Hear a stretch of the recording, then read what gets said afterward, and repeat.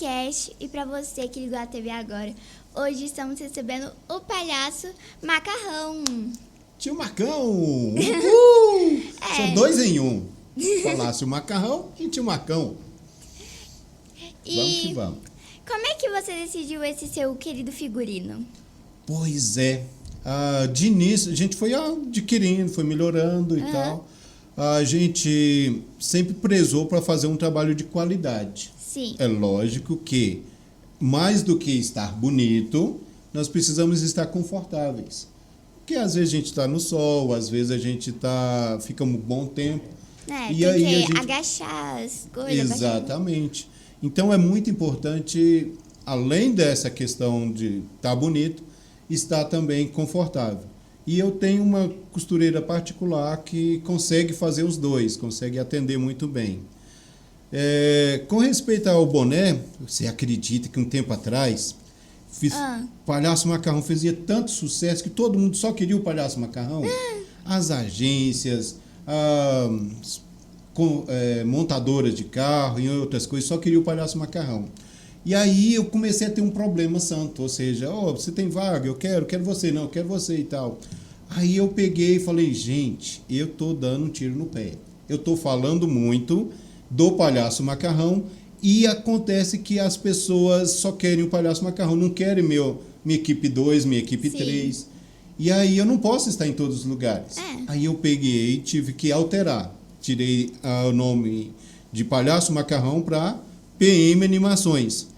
P de palhaço, M de macarrão e animações, porque aí abrangia toda a minha equipe. Assim eu pude estar em vários lugares, atendendo várias outras pessoas.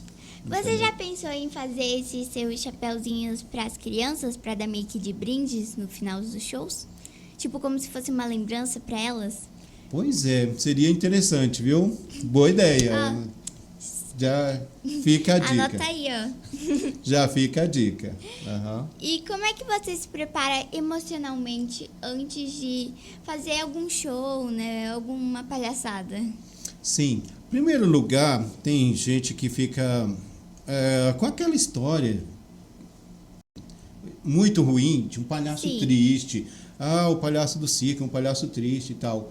Eu sou um palhaço mais de fazer a graça do que falar a graça, entendeu? Eu, muitas vezes... Você é mais de ações do que palavras. Exatamente. Às vezes a gente imita a gente dança com o outro, algo assim meio que inesperado. Então, o que acontece? O preparo é natural.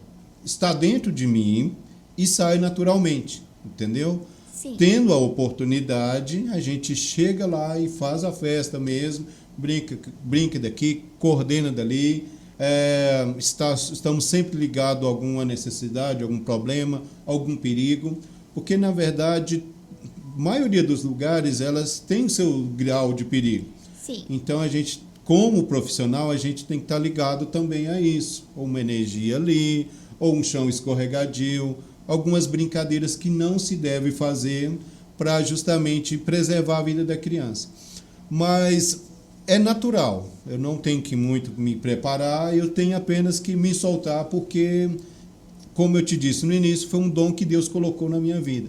Então, esse preparo que eu coloco a minha roupa, a minha fantasia, e já entro na festa e já começo. O difícil é parar, porque algumas pessoas no início, né, até perguntavam assim, você não tem vergonha do pessoal te ficar chamando de palhaço, te gritando de palhaço? Eu falei, não, lógico que não.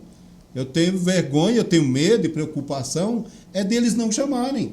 Por quê? Porque se eu coloco uma roupa, uma fantasia dessa, é para aparecer. É claro. E aí, se eu colocar a roupa e não aparecer, aí sim, aí complica, é meio preocupante, né? Aí o que eu faço? Eu faço valer cada momento.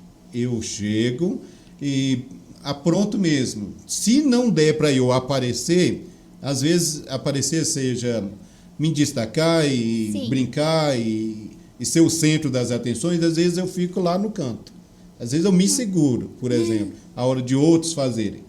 Porque faz parte da gente esse dom de aparecer e de levar alegria. E quando tipo, tem alguma criança especial, tipo, com autismo, TDAH, essas coisas, como é que você faz? Você faz com um pouco mais de cuidado ou como é que é? Sim, é o seguinte, nós tivemos oportunidade de trabalharmos com as crianças do CACI, que é do Sim. Banco do Brasil. Eles são crianças especiais,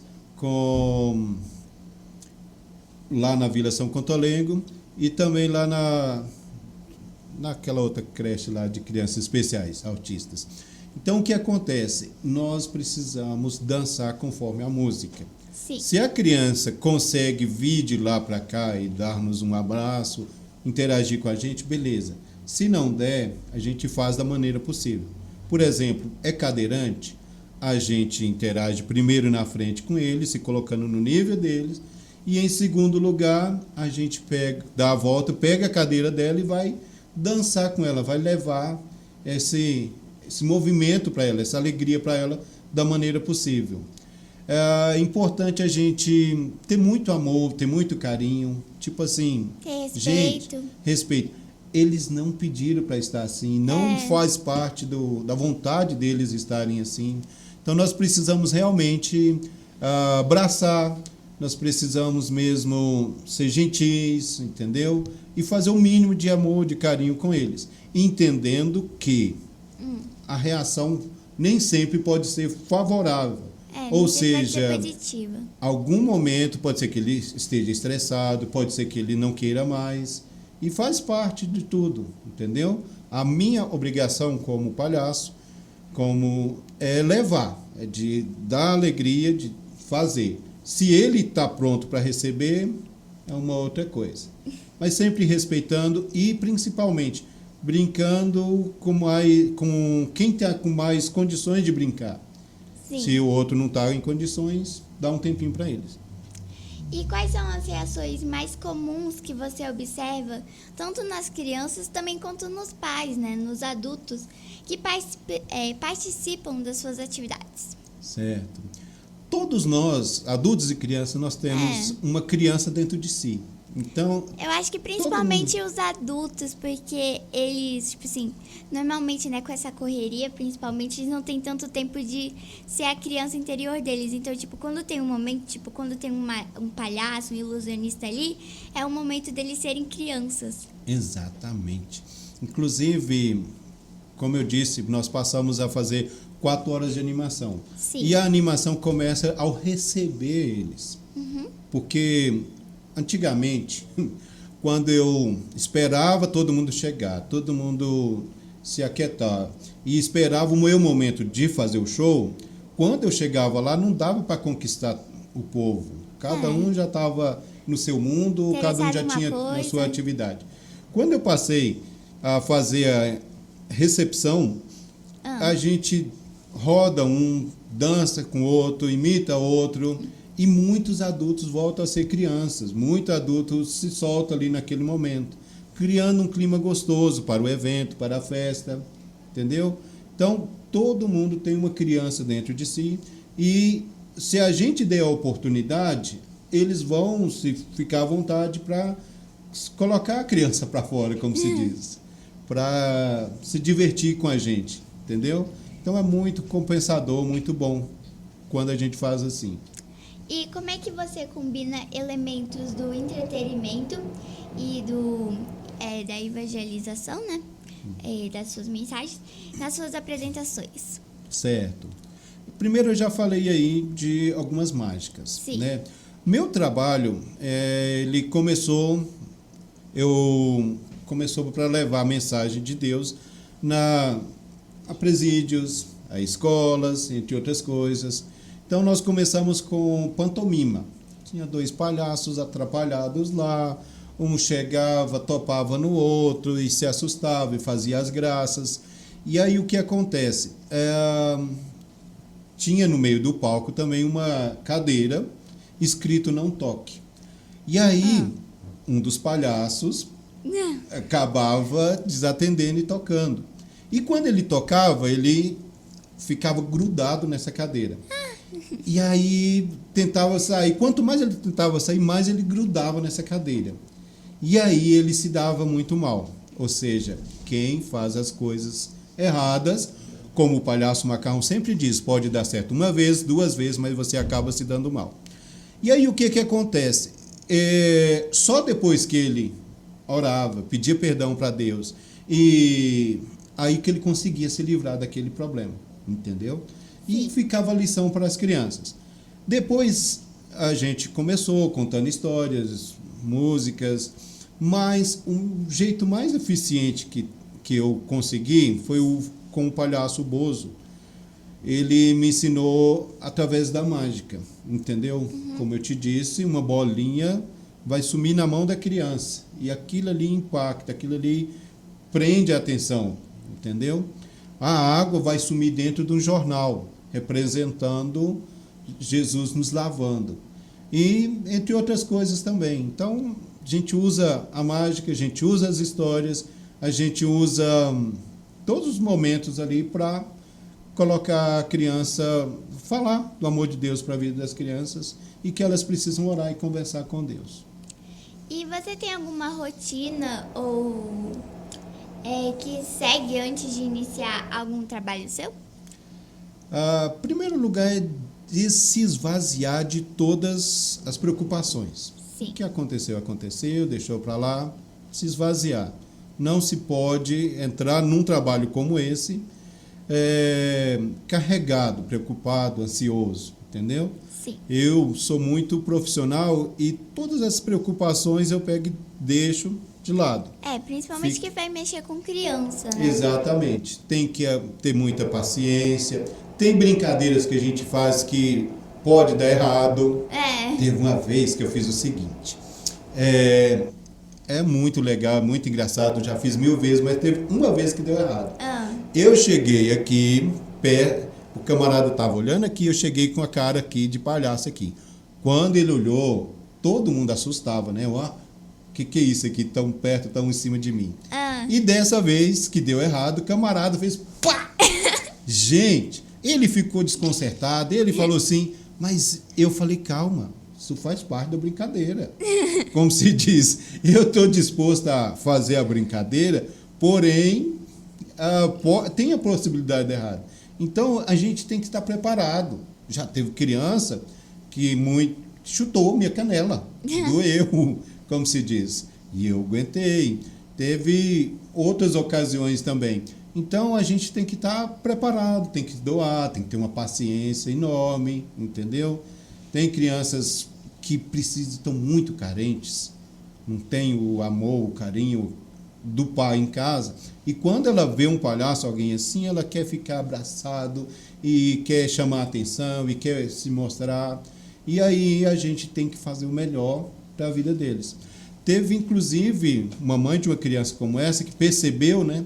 Sim. Ela pegou e fez o seguinte, ela convidou em janeiro para eu ir lá fechar o contrato da animação da festa do filho dela. Aí eu falei, tá, que dia que vai ser? Não sei. Onde é que vai ser? Não sei. Ué, mas vai ser o quê? Lá em setembro? É setembro. Mas por que você está fechando agora? Só para ter sua presença. Porque no ano passado eu tentei vaga contigo e não consegui. Então agora faço questão de, em primeiro lugar, garantir que você esteja conosco. Entendeu? Quando a gente faz um trabalho diferenciado, por exemplo, teve um pseudo palhaço aí que fez brincadeira de cambalhota com a criança no chão duro e aí a criança machucou. E aí, o que eu tive que fazer na vez seguinte, quando foi a minha oportunidade? Tirar o medo do João que ele tinha de palhaço. Então, fui lá, sem a fantasia, sem máscara, fui lá, comecei a brincar com ele. Depois, no segundo momento, ele me autorizou, eu coloquei a roupa e coloquei a fantasia, fiz a festa. E no ano seguinte, o que ele queria? A presença do palhaço macarrão, como se diz. Conquistamos ele de novo, entendeu? Sim. E o que você faz quando acontece algo que você que não tem uma reação que você esperava? Tipo assim, você faz uma mágica, mas tipo assim, ninguém acha engraçado nem nada. O que você faz? Certo. Uma coisa boa do palhaço é que ele pode Improvisar. Não é só questão de improvisar. Até o errado é engraçado, entendeu? Acho que é até mais engraçado do que o certo. Exatamente. Então, eu estou ali para ser atrapalhado, eu estou ali para ser livre, entendeu? Sim. Teve uma cliente que, querendo economizar alguma coisa, falou, olha, eu quero uma coisa simplesinha, não sei o que e tal. Menina, quando eu fui na festa dela, uma festa, era política da cidade, multidão de gente. Nossa. E foi uma confusão e não dava para atender todo mundo com o número de pessoas e de quadros que eu levei. Aí eu comecei a captar esses detalhezinhos. Sim. E aí eu peguei e falei, não, a partir de hoje eu quero saber o seguinte, quantas crianças, quantas pessoas que é a sua festa? Para eu ver se eu vou com duas pessoas, se eu vou sozinho, se eu vou com 4 pessoas, se eu levo outras pessoas, entendeu? A quantidade de equipamentos também, de quadros, né? Entendeu? Então a gente tem que ter essa percepção para não ser muito, nem de mais nem de menos. E quais são as habilidades ou técnicas, né, que você considera as mais importantes para um palhaço? Sim. Primeiro lugar é ser criativo. Não dá, por exemplo, não falando mal dos nossos palhaços de circo, porém a graça deles, as atrações que eles têm é bem limitada. Tudo planejado. Assim. Tipo assim, coisas que em 10, 20 minutos já aconteceu. Sim. Existem pessoas que querem personagens vivos, mas o personagem vivo ele serve apenas para dar uma entrada e para colocar e para tirar foto. Só isso, entendeu? Então o palhaço ele precisa estar sempre criando. Não pode ficar parado. Todos os meus associados, quando estavam comigo, eles eram instruídos. Se está cansado, quer ficar parado, sai de cena. Se você está em cena, faz alguma coisa, entendeu? Então vai lá, brinca com um, imita o outro, assusta o outro, faz alguma coisa. Tem que gostar, tem que marcar a presença. Primeira coisa é isso. Ou seja, ter sempre um truque na manga, ter sempre uma criatividade, uma brincadeira ali. É fácil, hoje em dia, para quem é criativo, é fácil você brincar, você divertir. É fácil você inventar alguma coisa. Às vezes você vê ali na internet alguma coisa assim, mas se você quiser, você dá um jeito e faz, entendeu? Não tem um local onde você vai lá, por exemplo, escola de circo. Escola de circo eu já fiz.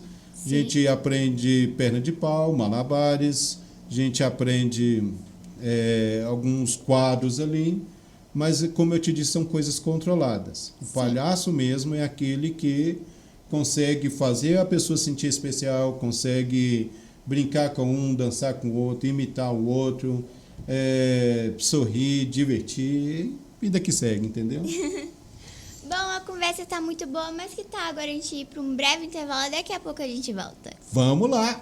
Uhul! Então fiquem ligadinhos que daqui a pouco a gente volta com mais SafaCast.